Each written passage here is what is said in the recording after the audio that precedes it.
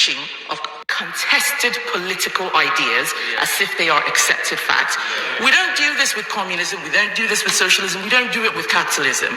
And I want to speak about a dangerous trend in race relations that has come far too close to home to my life, and it is the promotion of critical race theory. Well, I have an erection. This is Kemi Badenoch or something like that. I'm not sure. It's in the UK. You hear the accent, right? Or the dialect, whichever one you want to call it. But she's going off on critical race theory and all of these different ideologies and political positions that have really just sunk in, like in the UK, in the US, in Western society altogether. So this is a beautiful thing to watch. I mean, yo, sis, go get them. An ideology that sees my blackness as victimhood and their whiteness as oppression. I want to be absolutely clear. This government stands unequivocally against critical race theory. Beautiful, beautiful. And as this trend continues to happen, I mean, I really believe that Hungary, as far as this channel's lore and history goes, Hungary really kicked it off when they were like, yeah, get this gender studies nonsense out of our country. But then, you know, it's just been a slow tide rolling and rolling. President Trump, he's trying to remove it now from a lot of the federal government programs and stuff, because ultimately it comes down to not being treated, like treating others the way you'd like to be treated. You get what I'm saying? I refuse to believe that anyone of this time is responsible for any atrocity that you personally had no hand in. That's not on you. All you can do as an individual, all any of us can do as individuals, is just try not to be dicks, you know? Like, try to be nice to the person next to us. Try to be, regardless of their class or their status in life. That's really, as people, all we really can do. But there's been this ideology, this idea, since, you know, for the longest time, that's really taken hold and has its roots in these political positions that she brings up, such as the communism and the Marxism and everything else like that. And it's always looking for a means in which to, you know, seize power, seize control. Take, for instance, Alexandria Ocasio-Cortez. Last night, here in the United States, that MILFy Supreme Court nominee became the MILFy Supreme Court judge. Congratulations to Amy Coney Barrett. I'm pretty sure, you know, it was so funny watching her confirmation, because like all the Republicans were like, oh, well, it's just like a ray of sunshine having you in here. But Alexandria Ocasio-Cortez said, here, now we have to pack the court, which is the most childish way to go about your opposition. It's just like, instead of you know, bringing forward a way to win the next time and saying, just taking a licks and licking your wounds, it's, oh, well, instead of next time, I'm just gonna bring a gun, you know?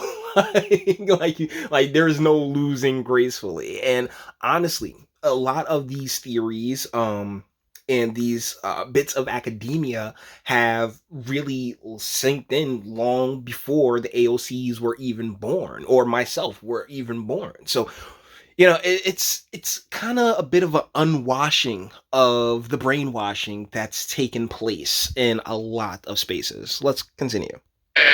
Some schools have decided to openly support the anti-capitalist Black Lives Matter group, often fully aware that they have a statutory duty to be politically impartial. Black lives do matter, of course they do. But we know that the Black Lives Matter movement, capital BLM, is political. Marxist, actually. I mean, they've come out and straight up said that they were Marxist, anti-patriarchal. Thusly, they don't believe in men, and they want to push forward what they want to, like, they want to push forward femininity, and oh my goodness, everybody's a group because we got to stick together, as opposed to individuality, which allows for the freedoms that many of us, you know, take for granted, if we're going to be honest about it. I know this because at the height of the protest, I have been told of white Black Lives Matters protesters calling, and I'm afraid I apologize for saying this word, calling a black armed police officer guarding Downing Street a pet nigger. That is... Oh wow! Oh my goodness! And that is in the UK. And yeah, because they're all about being polite in certain parts. I know y'all got y'all rough parts too. But yeah, we're just gonna go with the hey, everything is nice and in a spot of tea there, sir. Oh my goodness, good man. Oh, good show. How dare politeness is such a huge thing over there. So but in Seattle, Portland. Here in the States, that is tame. Some of the black cops in America wish they just got called a pet nigga, right? Why we do not endorse that movement on this side of the house. It is a political movement, and what would be nice would be for members on the opposite side to condemn many of the actions that we see this political movement, instead of pretending that it is a completely wholesome anti-racist organization. There is a lot of pernicious... Bang, bang. Bang, bang, she going off right now, so I kind of got to jump in where I can, free use and everything. Yeah. But it is a political organization, and it's amazing, because everybody, like I say, for America, I think it rings true for ultimately everyone that not stupid, just slow. How slow depends solely on you as an individual. Stuff that is being pushed, and we stand against that. We do not want to see teachers teaching their white pupils about white privilege and inherited racial guilt. And once again, because it's no different than teaching a black child that, you're just inherently a slave. You know what I'm saying? Like, you're just gonna be the same type of jacked up individual that your father was, which happens a lot. It's projection, right? That in particularly urban America, there's a lot of projection of dad's in jail. Guess what? Guess where I'll end up by the time I'll be in juvie by the time I'm 13. That incredibly terrible cycle, it extends.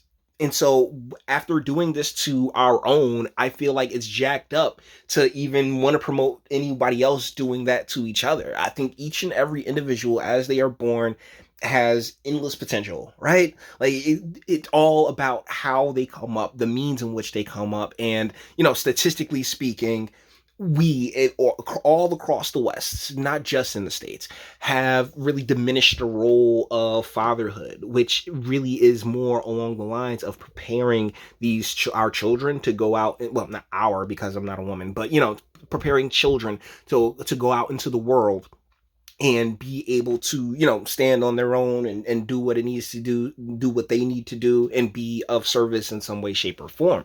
And with a sole mom influence, that just doesn't happen, because mom's all about, about not taking the risk. Dad's all about, you're gonna have to take the risk. Mom's about not taking the risk and creating a safe little bubble for her young ones. And then when their young ones don't get their way, they throw the tantrums that we've seen all throughout, Western society, and even apparently in the UK. So, yeah. Let me be clear. Any school which teaches these elements of critical race theory as fact, or which promotes partisan political views such as defunding the police without offering a balanced treatment of opposing views, is breaking the law. And that's the thing. She says, hey, you kind of got to offer a balance. She's not even talking about getting it all the way the hell out of there. Me personally, just get the hell out of there, because it doesn't really lend itself towards anything anything we could call productivity.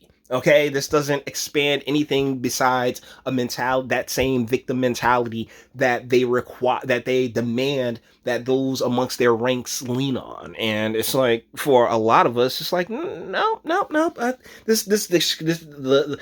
Particularly compared to the history of, and I don't know this woman's lineage by any stretch of the imagination. She's just speaking facts. But as far as I'm concerned, compared to where, my ancestors came from, I'm like, man, I won, dude.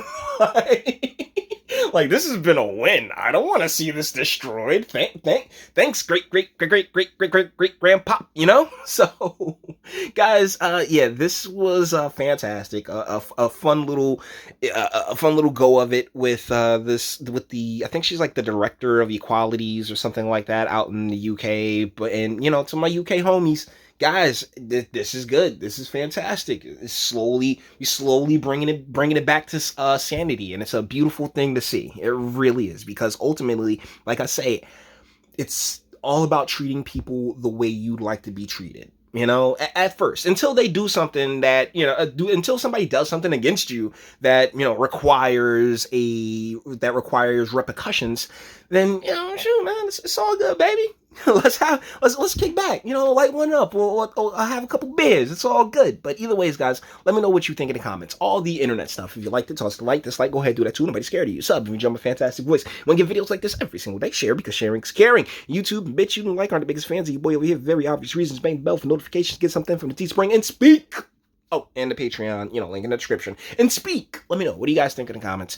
Yeah, oh man, no pull out, like stunning. Gorgeous, beautiful. And this is purely off of my. See, this is a gigantic difference between men and women, right?